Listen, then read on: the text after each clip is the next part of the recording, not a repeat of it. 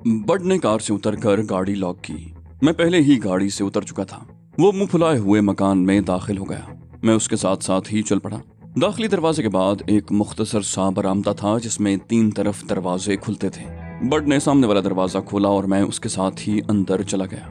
वो drawing room था और उसमें अंदरूनी दरवाजा नजर आ रहा था। बड ने मुझसे एक सोफे पर बैठने को कहा। मैंने पूछा, तहजीब कहाँ है? अंदरूनी दरवाजे से एक हसीन व जमील नौखेज दोशीज़ा अंदर दाखिल होते हुए बोली, कनीज हाजिर है जहां बना। बिलाशुबा वो तहजीब ही थी, लेकिन उसे तहजीब की हैसियत से शनाख्त करना नामुमकिन था। तहजीब जिस तरह से काम कर रही थी वो मेरे लिए नाकाबिल यकीन था। पहले मुझे वो एक फाहिशा के रूप में मिली और इस वक्त एक ऐसी लड़की के रूप में थी जिसे देखकर दिल में खुद ब खुद गुदगुदी सी होने लगती।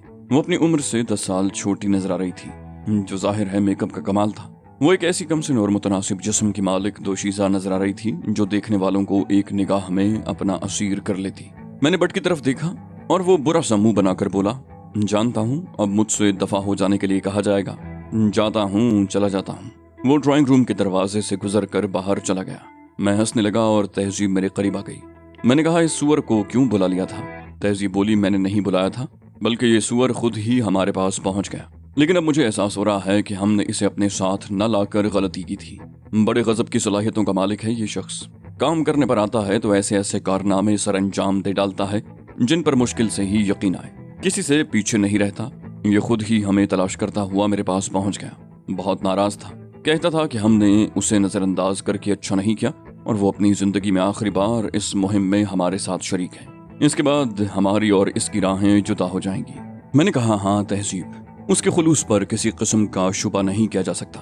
तुमने ये मेकअप बड़ी महारत से किया है तहजीब। तहजीब ने एक ठंडी सांस लेकर कहा, मजबूरी है अली, यहाँ आकर जिस किस्म के हालात से दो चार होना पड़ा उनमें मेकअप के बगैर गुजारा ही नहीं। मैंने कहा, मेकअप के बगैर तुम्हारा गुजारा नहीं था और इस मेकअप को देखकर मेरा गुजारा नहीं हो रहा। मैं क्या करूं? तहजीब ने हैरत से कहा, मैं समझी नहीं, तुम क्या कहना चाह रहे हो? मैंने कहा, तुम्हें देखकर ये भी याद नहीं रहा कि मैं कौन हूँ और किस मकसद के तहत यहाँ आया हूँ। बहुत कुछ भूल जाने को जी जा रहा है। तहजीब ने शर्माते हुए कहा, तो भूल जाओ ना, कौन तुम्हें याद रखने के लिए कह रहा है? वो मेरे बराबर ही आ बैठी। उसके बाद कुछ देर के लिए हम वाकई सब कुछ भूल गए। खुद फरामोशी के लम्हात गुजरने के बाद मैंने तहजीब से पूछा, तुमने बहुत जल्दी मुझे उस होटल से हटा लिया। तहजीब ने मुझसे जवाबन सवाल किया, तुम ये बताओ अली कि इस सिलसिले में तुम कहाँ तक पहुंचे? मैंने कहा, यूं समझ लो कि अब तक मैं कुछ भी नहीं कर सका। 2 कत्ल किए और 4 मकतूल देखे, इसके अलावा कुछ भी नहीं। वो बोली, मुझे मालूम है कि तुमने एल्जे फोरे और उसके साथी को कत्ल कर दिया है और ये बहुत अच्छा हुआ, इसलिए कि एल्जे फोरे बहुत खतरनाक आदमी था। उसकी हैसियत शमरी खानदान के सरबराह की सी थी। तुम्हें ये तो मालूम है कि शमरी खानदान यहाँ का पसमानदा तरीन और बदनाम तरीन खानदान है। उसमें अक्सरियत जुराइम पेशा अफराद की हैं, मगर उनमें से कोई भी साहिब हैसियत नहीं। डी फॉस्टर अपने खानदान को इस पसमानदगी से निकालने के इरादे से यहाँ आया था और एल्जे फोरे उसका भरपूर तरीके से साथ दे रहा था। उसके अलावा और भी बहुत से लोग डी फॉस्टर के साथ हैं, लेकिन एल्जे सबसे ज्यादा खतरनाक था और इसीलिए उसका रास्ते से हट जाना जरूरी था। लेकिन तुमने जिन 4 मकतूलों की बात की है, मैं उनसे नावाकिफ हूँ। मैंने कहा, एल्जे फोरे ने मुझे एवरग्रीन के हट नंबर 17 का पता दिया था जहाँ डी फॉस्टर मुकीम था, मगर मुझे वहाँ KGB के 4 एजेंटों की लाशें मिली जिन्हें गालिबन साइनाइड के जरिए हलाक किया गया था। तहजीब बोली, अगर तुम समझ रहे हो कि उन्हें डी फॉस्टर ने हलाक किया है तो ये गलत है, इसके जिम्मेदार कुछ और लोग हैं। मैंने हैरत से कहा, तुम्हें कैसे मालूम? तहजीब हंसी, बोली, यही तो पुरलुत्फ बात है अली, इस बार हम दोनों का बराह रास्त टकराव है। मैंने हसरत आमेज लहजे में कहा, कहाँ है? तुम तो मुझसे इतने फासले पर बैठी हुई हो। तहजीब ने झेंप कर कहा, शरारत नहीं अली, ये हकीकत है कि इस बार मैं तुमसे मुकाबला कर रही हूँ। मैंने कहा, अगर ये हकीकत है तो ये भी सुन लो कि मैं तुम्हारे मुकाबले में शिकस्त का ऐलान कर रहा हूँ। तहजीब ने मुंह बनाकर कहा, तुमने ऐसा किया तो समझ लो कि हमारे दरमियान झगड़ा हो जाएगा। मैंने पूछा, क्यों भाई? बोली, मैं तुम्हें शिकस्त तो नहीं देना चाहती। मैंने कहा, लेकिन मैं तो तुमसे शिकस्त खाना चाहता हूँ। तहजीब ने कहा, इस तरह नहीं, मैदान में आकर फैसला होगा और फैसला उसी सूरत में होगा जब भरपूर मुकाबला किया जाएगा। मैंने कहा, यह काम शायद मैं कभी ना कर सकूं।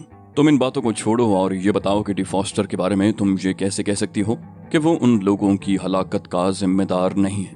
तहजीब ने कहा, ये मेरी अपनी मालूमात हैं। KGB के हलाक होने वाले 4 एजेंट भी किसी खास अहमियत के हामिल नहीं थे, लेकिन ये मालूम नहीं हो सका कि वो वहाँ कैसे पहुँच गए। ताहम ये जरूर है कि लंबा चक्कर चल रहा है। अमेरिका से फॉर्मूले चुरा कर फरार होते वक्त डी फॉस्टर ने कोई बाकायदा प्लानिंग तो की नहीं थी। शायद वो जज्बाती हो गया होगा और उसने सोचा होगा कि वो अमेरिका के इस अहम राज को किसी मुल्क के हाथों फरोख्त करके बहुत बड़ी दौलत हासिल कर लेगा और अपने खानदान की मदद करेगा। उस बेवकूफ़ को अगर पहले से मालूम होता कि इस तरह दौलत कमाना कितना मुश्किल है तो शायद वो कभी ये हरकत न करता। मैंने कहा, तुम्हारा तज्जिया दुरुस्त है तहजीब, लेकिन मुझे एक बात पर सख्त हैरत है। वो बोली, किस बात पर?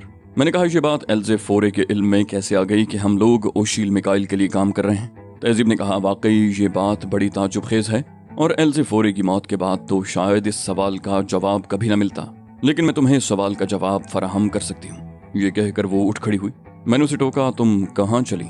तहजीब ने मुस्कुरा कर कहा, मैं अकेली नहीं चली बल्कि तुम भी मेरे साथ चले, आओ। वो अंदरूनी दरवाजे की तरफ मुड़ते हुए बोली।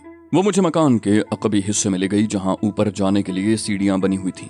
ऊपर की ज़ेरे तामीर मंजिल पर पहुंचकर उसने एक कमरे का दरवाजा खोला और अंदर दाखिल हो गई।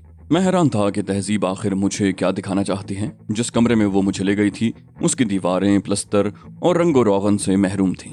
तहजीब ने कमरे के कोने में मौजूद किसी चीज के बड़े से ढेर पर ढकी हुई तरपाल हटाई। उस तरपाल के नीचे से बरामद होने वाली चीज देखकर मैं हैरान रह गया। वो एक इंसानी जिस्म था, मुर्दा इंसानी जिस्म। मैं हैरत से उस इंसानी जिस्म को देख रहा था। तहजीब ने कमरे की खिड़की खोल दी जिसकी वजह से कमरे में ज्यादा रोशनी आने लगी और मैंने उसे फौरन ही पहचान लिया। उसे पहचान कर मेरे जहन को हैरत का एक और झटका लगा। वो ओशील मिकाइल का मुलाजिम था जो रोबोट के अंदाज में चलता था और अपनी मशीनी चाल की वजह से ही दूसरों की तवज्जो का मरकज बनता था। तहजीब ने मुस्कुराकर कहा, तुम्हें अंदाजा हो गया होगा अली के एल्जे फोरे को हमारी यहाँ आमद और हमारे मकासद के बारे में कैसे इल्म हुआ। मैंने कहा, मुझे सख्त हैरत हो रही है तहजीब। मेरे वहम गुमान में भी नहीं था कि ये शख्स जर्मन साबित होगा। तहजीब बोली, ये सिर्फ जर्मन ही नहीं है अली, इससे भी ज्यादा हैरान कुन बात यह है कि इसका ताल्लुक शेमर खानदान से है। मैंने भिन्ना कर कहा, लानत है ओशील मिकाइल पर, कमबख्त ने ऐसे शख्स को अपना दस्ते रास्त बना रखा था। अब तो ये भी कहा जा सकता है कि मुमकिन है हारूत राबील तक को हमारे बारे में इल्म हो। तहजीब किसी सोच में डूब गई, फिर नफी में सर हिलाते हुए बोली, नहीं, ये मुमकिन नहीं है। उसने कम से कम हारूत राबील से तो हरगिज राब्ता कायम नहीं किया होगा, क्योंकि इस तरह हुकूमत अमेरिका को इस सारे मामले की भनक पड़ सकती थी और फिर जाहिर है डी फॉस्टर की नाकामी यकीनी थी। मैंने कहा, तो क्या ये शख्स भी डी फॉस्टर की मदद कर रहा था? तहजीब ने कहा, इसके अलावा एल्जे फोरे की मालूमात का और क्या जरिया हो सकता है? वहां से पूरी कहानी सुनने के बाद ये यहाँ पहुंच गया और हम एल्जे फोरे की निगाह में आ गए। मैंने कहा, मगर तहजीब, ये तो मुर्दा है, इसकी हलाकत का जिम्मेदार कौन है? तहजीब ने कहा, मैंने खुद इसे हलाक किया है। अभी तो इसने सिर्फ एल्जे फोरे को हमारे बारे में मुत्तला किया था, लेकिन जैसे ही मुझे मालूम हुआ कि एल्जे फोरे अब इस दुनिया में नहीं रहा, मैंने जरूरी समझा कि इसे भी हलाक कर दिया जाए, वरना ये कुछ और लोगों को हमारे बारे में बता देता और यहाँ हमारा काम करना नामुमकिन हो जाता। मैंने कहा, बहरहाल ये बुरा हुआ कि एल्जे फोरे मारा गया। अब डी फॉस्टर तन्हा रह गया है, कहीं वो किसी पार्टी की भेंट न चढ़ जाए। तहजीब ने कहा, नहीं अली, हमारा ये अंदाजा गलत था कि डी फॉस्टर बेजारो मददगार और बिल्कुल ही बेदस्तुपा है। दरहकीकत उसने खुद भी अपनी हिफाजत के कुछ इंतजामात कर रखे हैं, तभी तो बर्लिन के रूसी, फ्रांसीसी और अमरीकी हुकूमत के एजेंटों का अखाड़ा बने हुए होने के बावजूद अभी तक महफूज है। मैंने हैरत से कहा, अमरीकी एजेंट भी मैदान में हैं? वो बोली, हाँ, लेकिन ये हुकूमत अमरीका के एजेंट नहीं हैं, बल्कि हारूत राबील ने उन्हें अपने ज़ाती अखराजात पर यहाँ भेजा है ताकि डी फॉस्टर को काबू में करके उससे वो मोहलक फार्मूले वापस हासिल कर लिए जाएं। सबसे दिलचस्प बात यह है कि वो उन लोगों को चकमा देकर यहाँ से निकल गया है। मैंने हैरान होकर पूछा, कौन? तहजीब ने संजीदगी से कहा, डी फॉस्टर। वो बड़ी सफाई से उन सब की आंखों में धूल झोंक कर फरार हो गया है। मैं हैरत से तहजीब को देख रहा था। उसकी हासिल करदा मालूमात काबिल रश्क थी। साफ जाहिर था कि उसने बड़ी जांफिशानी से काम किया होगा, वरना ये मालूमात हासिल करना आसान काम नहीं था। मैंने कहा, अब उसूलन मुझे तुमसे ये नहीं पूछना चाहिए कि ये मालूमात तुम्हें कैसे हासिल हुई। तहजीब हंसने लगी। उसने कहा, हमें यहाँ से रवाना होना है अली, और मैंने इसीलिए तुम्हें होटल से यहाँ बुलवाया है। मैंने पूछा, कहाँ चलना है?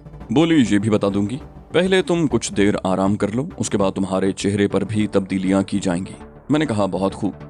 गोया अपने बाद अब तुम मेरे चेहरे पर अपने हाथों के कमाल का मुजाहिरा करोगी। उसके बाद बड़ी देर तक हम मुख्तलिफ मौज़ूआत पर गुफ्तगू करते रहे और फिर कुछ देर आराम के बाद तहजीब मेरे चेहरे पर मेकअप करने के लिए तैयार हो गई। मेकअप के दौरान मुझे आईना देखने की इजाज़त नहीं थी। मैंने खुद को तहजीब के हवाले कर दिया। वो तकरीबन 1.5 घंटे तक मेरे चेहरे पर मसरूफ़ अमल रही। मुझे कतई अंदाज़ा न हो सका कि मेरा चेहरा तब्दीलियों के किन मराहिल से गुजर रहा है। 1.5 घंटे बाद मेकअप इख्तिताम को पहुंचा और तहजीब ने मुझ पर तनकीदी निगाह डालने के बाद आईना मेरी तरफ बढ़ा दिया। आईना देखकर मेरे हलक से एक बेसाख्ता किस्म का कहकहा उबल पड़ा। मैंने हंसते हुए कहा, गालिबन मेरी उस बात का रद्द अमल है जो मैंने तुमसे कही थी। तहजीब ने मुझे एक पुरकशिश नौजवान बना दिया था। उसने मुस्कुराकर कहा, ये बात नहीं है अली, बल्कि ये एक जानी पहचानी सूरत है और वक्त की जरूरत है। मैंने कहा, किसके लिए? तहजीब बोली, ये बात अभी सीग़े राज में रहेगी। मैंने कहा, चलो ठीक है, लेकिन मैं ये जरूर कहूंगा कि इस बार तुम बेहद पुरस्कार नजर आ रही हो और तुम्हारे अंदाज में जबरदस्त खुद एतमादी है। तहजीब ने संजीदगी से कहा, तुम्हारी ये बात मैं तस्लीम करती हूँ, लेकिन इसकी भी एक वजह है। मैंने कहा, वजह बताई जाएगी या वो भी सीग़े राज में रहेगी? तहजीब ने कहा, वजह जरूर बताई जाएगी अली, उसके बगैर तो बात ही नहीं बनेगी। वजह यह है कि तुमने हमेशा बड़े बड़े काम तनहा सर अंजाम दिए हैं। किसी मुहिम में अगर मुझे शरीक किया भी तो सिर्फ इस हद तक के साथ ले गए और साथ ले आए। काम सारे तुमने खुद ही किए। अगर कहीं मेरी जरूरत पड़ ही गई तो मुझसे काम ले लिया, वरना मेरी छुट्टी। इस बार मैं ये साबित करना चाहती हूँ कि मैं खुद भी बहुत कुछ कर सकती हूँ। इत्तेफाक से हमने जो मंसूबा बनाया है उसके तहत ये जरूरी नहीं है कि हम यकजा ही रहकर काम करें, बल्कि आमतौर पर हमें अलग अलग रहकर काम करना होगा। इसे हम कम वक्त में ज्यादा काम मुकम्मल कर सकेंगे और साथ ही मुझे ये भी मालूम हो जाएगा कि खुद मेरे अंदर कितनी सलाहियतें पोशीदा हैं। तुम्हें भी अंदाजा हो जाएगा कि तुम नाहक मेरे लिए परेशान रहते हो। मैंने मुअद्दबाना लहजे में कहा, जो हुक्म मलिका आलिया। तहजीब ने तुर्की बतुर्की कहा, अदना कनीस को मलिका आलिया कहकर शर्मिंदा न करें आलम पना। हम दोनों ही हंस पड़े। मैंने कहा, ठीक है भाई, जो कुछ तुम कहती हो मैं मान लेता हूँ। वैसे भी मैंने फैसला कर लिया है कि इस बार तुम्हारी मातहती में ही रहकर काम करूंगा। तहजीब ने बड़े दिलरुबा अंदाज में मुस्कुरा कर कहा, इससे कोई फर्क नहीं पड़ेगा। इसके बाद सारी जिंदगी मैं जो तुम्हारी मातहती में रहने को तैयार हूँ। हम उसी रोज वहां से रवाना हो गए। हमारी अगली मंजिल मगरबी जर्मनी साबित हुआ। बड भी हमारे साथ था, मगर उसने अपना मेकअप बरकरार रखा था। मेरा यह अंदाजा गलत निकला कि हमारी मंजिल मगरबी बर्लिन है, इसलिए कि मगरबी बर्लिन से बस के जरिए हम हैम्बर्ग की तरफ रवाना हो गए। शायद तहजीब मेल्कम एक्स हैम्बर्ग ही जाना चाहती थी। बट ने तो पहले ही लाताल्लुकाना रवैया इख्तियार कर रखा था और अब मैंने भी खामोशी इख्तियार कर ली थी। तहजीब से किसी किस्म का कोई सवाल नहीं किया। बात तो एक ही थी, काम वो करती या मैं करता। मैं तो उसे अपने वजूद का एक हिस्सा तस्लीम कर ही चुका था। इसके अलावा मुझे यकीन था कि वो कोई गलत कदम नहीं उठाएगी। हम यूरोप की सबसे बड़ी बंदरगाह पहुंच गए। तिजारती, फौजी, मुसाफिर बरदार जहाज और छोटी बड़ी कश्तियां मीलों तक लंगर अंदाज दिखाई दे रही थी। गोदी में बेशुमार मल्लाह घूमते नजर आ रहे थे। बंदरगाह पर मौजूद हसीन लड़कियां उनकी तवज्जो का मरकज थीं। वहां से गुजरने के बाद हम एक दरमियाने दर्जे के होटल में पहुंचे। तहजीब ने वहां 2 कमरे किराए पर हासिल किए। एक बड को दे दिया और दूसरे में हम दोनों बराजमान हो गए। कमरे में सामान तरतीब से रखा जा चुका था। तहजीब ने मुझसे पूछा, मुझसे आइंदा प्रोग्राम के बारे में नहीं पूछोगे अली? मैंने कहा, पूछने का जी तो चाह रहा है, लेकिन मैंने बात अधूरी छोड़ दी। तहजीब चंद लम्हे मेरे बोलने की मुंतजिर रही, मगर जब मैंने चुप साध ली तो उससे रहा न गया। बोली, तुम क्या कह रहे थे? मैंने कहा, मैं कह रहा था कि जी तो चाहता है मालूम करने को, मगर इस ख्याल से रुक जाता हूँ कि कहीं ये भी सीग़े राज में रखने की बात ना हो। तहजीब ने हंसकर कहा, नहीं। फिर संजीदा होते हुए बोली, दरअसल डी फॉस्टर का एक खुफिया मंसूबा मेरे इल्म में आया है। मैं ये नहीं कहती कि दूसरे इससे लाइल्म होंगे, लेकिन यह मुमकिन है कि उन्हें अभी पूरे तौर पर डी फॉस्टर के प्रोग्राम की तफसील नामालूम हो सके। यहाँ कई गिरोह खिलाफ कानून सरगर्मियों में मुलव्विस हैं और खुफिया तौर पर जराइम का इर्तिकाब करते हैं। शमर खानदान का एक फर्द किंग एटलस जो यहाँ रहता है, उसका भी एक गिरोह है जो किंग के नाम से मशहूर है और पहाड़ी कैंपिंग में सबसे बड़ा शुमार किया जाता है। मैंने कहा, पहाड़ी कैंपिंग? वो बोली, हाँ, यहाँ कैंपिंग ठेके पर चलती है। इन कैंपों में मनशियात और दीगर ममनुआ अशिया का कारोबार होता है। हर कैंप की जिम्मेदारी किसी एक शख्स के पास होती है जो अपने इलाके में अमन व अमान कायम रखने का जिम्मेदार होता है और अपने इलाके में उसकी इजारादारी होती है। डी फॉस्टर को शायद ये एहसास हो गया था कि मशरकी जर्मनी में सख्त पाबंदियों के बायस वो अपने काम की तकमील नहीं कर सकेगा। कम्युनिस्ट ब्लॉक के किसी भी मुल्क में रहकर इस किस्म का काम करना मुमकिन नहीं होगा। ये एहसास होते ही उसने मशरकी जर्मनी छोड़ा और मगरबी जर्मनी आ गया। यहाँ आकर वो किंग एटलस से मिला। अब मुझे ये तो नहीं मालूम कि किंग एटलस इस सिलसिले में क्या कर रहा है, लेकिन अंदाजा यही है कि अब डी फॉस्टर किंग एटलस के सहारे अपना काम आगे बढ़ाएगा। मैंने कहा, यह भी तो मुमकिन है कि डी फॉस्टर को एल्जे फॉरे की मौत का इल्म हो गया हो और उसने इसीलिए राह फरार इख्तियार की हो। तहजीब ने कहा, बिल्कुल, ये बात मुमकिनात में से है, लेकिन एक इम्कान ये भी है कि खुद एल्जे फॉरे ने डी फॉस्टर को किंग एटलस से काम लेने की राह सुझाई हो। इस सिलसिले में सारी ही बातें कयास की हुदूद में हैं, ताहम ये बात यकीनी है कि डी फॉस्टर वहाँ नहीं यहाँ है। मैंने सर हिलाया, कहा ठीक है, मुझे तो ये बताओ कि मेरे लिए आइंदा हुक्म क्या है। तहजीब अफसरदा हो गई, बोली अब ऐसी बातें भी करोगे? मैंने कहा कमाल है भाई, जहाँ तक ताउन की बात है मैं हर मुमकिन ताउन कर रहा हूँ, इसमें बुरा मानने की क्या बात है। वो बोली तुम्हारा अंदाज ऐसा है अली जैसे तुम इस तरह काम करने में अपनी हद तक महसूस कर रहे हो। मैंने कहा तुम गलत समझ रही हो। इसके बरक्स इस बार किसी की मातहती में काम करने में जो लुत्फ आ रहा है वो तन्हा काम करने में कभी नहीं आया। जाहिर है मैं किसी गैर की मातहती में तो काम नहीं कर रहा, जिसकी मातहती में काम कर रहा हूँ उसे दुनिया में सबसे ज्यादा अजीज रखता हूँ। वैसे भी मैं तुम्हारी कारकर्दगी को करीब से देखने का ख्वाह हूँ। वो बोली ये सब बातें दिल से कह रहे हो तुम? मैंने कहा कह तो जबान से रहा हूँ मगर दिल से ही निकल रही हैं। उसने कहा अच्छा तो फिर एक वादा करो। मैंने खुलूस से कहा 10 वादे करने को तैयार हूँ। वो बोली अगर कहीं मुझे गलती करते देखो तो टोक देना ताकि मेरी इस्लाह हो सके। मैंने कहा तुम्हें ये बात कहने की जरूरत नहीं थी, ये तो मुमकिन ही नहीं कि मैं तुम्हें गलती करते देखूं और खामोश रहूं। उसके बाद मैं काफी देर तक तहजीब से कैंपिंग के बारे में मालूमात हासिल करता रहा। फिर मैंने उससे उस मेकअप के बारे में पूछा जो उसने मेरे चेहरे पर किया था। वो बोली हम यहाँ आए हैं तो हमें काम करने के लिए किंग एटलस से करीब होना पड़ेगा और जो मेकअप हम दोनों के चेहरों पर है ये इस सिलसिले में हमारी मदद करेगा। मैंने गौर से तहजीब को देखते हुए पूछा इसकी कोई खास वजह? वो बोली वजह यह है कि हम दोनों उसके बहुत ही गहरे दोस्त मिस्टर फेरिक्स की औलाद हैं। मिस्टर फेरिक्स मर चुके हैं और हम दोनों तवील अरसा कबल साउथ अमेरिका जाकर वहीं आबाद हो गए थे। अपने आन जहानी दोस्त की औलाद को देखकर किंग एटलस कितना खुश होगा इसका तुम अंदाजा कर सकते हो। अगर जरूरत पड़ी तो हम भी थोड़ा बहुत ड्रामा कर लेंगे, समझ रहे हो ना? मैंने कहा मैं समझ रहा हूँ और शिद्दत हैरत से पागल भी हुआ जा रहा हूँ। मैं ये बात मान लेता हूँ कि तुम्हें एल्जेफोरे या डिफॉस्टर के किसी आदमी के जरिए कुछ ऐसी बातें मालूम हो गई होंगी जिनसे तुमने ये अंदाजा लगा लिया होगा कि डिफॉस्टर यहाँ आया है और अब किंग एटलस का मेहमान है। लेकिन किंग एटलस की तारीख, उसके दोस्तों और रिश्तेदारों के बारे में तफसीलात हासिल करना मेरे लिए नाकाबिले यकीन सी बात है। मुझे डर है कि कहीं तुम मुझे दांतों में उंगलियां दबाने पर मजबूर न कर दो। तहजीब बोली ये इतनी हैरान कुन बात तो नहीं है अली, मैंने तुमसे बहुत कुछ सीखा है।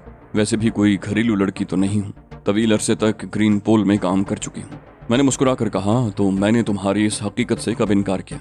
इसके बावजूद भी तुम्हारी कारकर्दगी हैरान कुन है। तहजीब ने कहा गोया जो कुछ मैं कह रही हूँ तो मुझसे मुतमईन हूँ। मैंने कहा मुतमईन तो बहुत हल्का लफ्ज है, कोई भारी भरकम लफ्ज तलाश करो। वो हंसने लगी, वो बहुत खुश नजर आ रही थी। तहजीब की फराहम करदा इत्तलात मैंने अपने जहन में महफूज कर ली। डिफॉस्टर से वो फार्मूला हासिल करने के लिए 3 पार्टियां सरगर्दा थीं। हारूत राबिल का गिरोह, रूसी KGB और फ्रांसीसी सीक्रेट सर्विस। चौथी पार्टी हम खुद थे जो सिर्फ ओशील मिकाइल के लिए काम कर रहे थे। फ्रांसीसी सीक्रेट सर्विस का कोई फर्द अभी तक मेरी निगाह में नहीं आ सका था, लेकिन मैं समझता था कि अपने 4 एजेंटों के मारे जाने के बाद KGB वाले खासे चौकस हो गए होंगे। दफतन एक ख्याल मेरे जहन में आया। मैंने तहजीब से पूछा क्या अभी तक डिफॉस्टर वाले मामले में इसराइली एजेंट मैदान में नहीं उतरे? तहजीब ने कहा मुमकिन है उन्होंने अपनी कोशिशें शुरू कर दी हों, लेकिन मुझे ऐसी कोई इत्तला नहीं मिली। मैंने कहा मैं मान नहीं सकता कि मोसाद के एजेंट इस मामले से अलग रह सकेंगे, ताहम ये तुम्हारा केस है। अगर तुम इजाजत दो तो मैं जरा घूम फिर कर हैम्बर्ग की सैर कर लूं। वो बोली फिलहाल मुझे तुमसे कोई काम नहीं, लिहाजा तुम जिस तरह चाहो वक्त गुजार सकते हो। मैं तहजीब का शुक्रिया अदा करके बाहर निकल आया।